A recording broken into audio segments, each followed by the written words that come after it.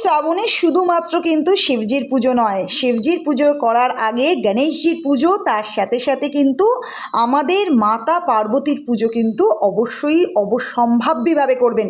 যারা ম্যারেড তারা তো করবেন, ম্যারেড মহিলাদের ক্ষেত্রে বলছি, যারা আনম্যারেড তাদের নিজস্ব সংসার যাতে হয় আবার, বা যারা ম্যারেড যাদের সাংসারিক জীবন যাতে সুখের হয়, তারা বা যারা মা তারা গণেশজির পুজো করে শিবজির পুজো করার আগে কিন্তু গণেশজির পুজো করে মা পার্বতীর পুজো করে শিবজির পুজো করতে শুরু করুন। ভালো রেজাল্ট অবশ্যই পাবেন শ্রাবণ মাসে, কারণ শিবজি নিজের পুজোর সাথে সাথে কিন্তু গণেশজি আর মা পার্বতীর পুজো কিন্তু সবসময় আগে প্রেফার করে। তার সাথে সাথে এই মহিলাদের বলবো, যারা ম্যারেড তাদের বলবো, সবুজ রঙটা এই সময় ভীষণ ভীষণ কিন্তু পজিটিভ, মানে শ্রাবণ বলেই সবুজে সবুজ চারদিকে, তাই অনেকেই সবুজ চুড়ি পরে থাকে। যারা সবুজ চুড়ি পরছে না তারা কিন্তু এও স্ত্রীদের কিন্তু লাল, যেমন আমরা আলতা সিঁদুর মানে যখন বিন্দি, লাল বিন্দি বা সবুজ রঙের বিন্দি দিতে পারি, মেহেন্দি দিতে পারি, সেটা মা পার্বতীকেও যেমন চড়াবো, তার সাথে সাথে আমাদের যারা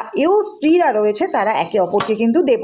তার সাথে সাথে শিবজিকে অবশ্যই কিন্তু একটু পঞ্চামৃত দিয়ে পুজো করুন। যারা নিজেরা রাশি জানেন না তারা পঞ্চামৃত দিয়ে পুজো করুন। শিবজিকে অবশ্যই নীলকণ্ঠ ফুলের মালা পরান, সাদা ফুলের মালা পরান, তার সাথে সাথে অবশ্যই আকন্দের মালা পরান। যারা দুঃখেও বা দারিদ্রতা দিয়ে পাস করছেন তারা অবশ্যই একটু গুড় বা আখের রস দিয়ে স্নান করান শিবজিকে, ভালো রেজাল্ট তো অবশ্যই পাবেন। আর অবশ্যই ঘিয়ের প্রদীপের মধ্যে প্রত্যেক সোমবার একটা করে এলাচ আর লবঙ্গ দিয়ে শিবজিকে আরাধনা করুন সন্ধেবেলায়, ভালো রেজাল্ট অবশ্যই আসবে।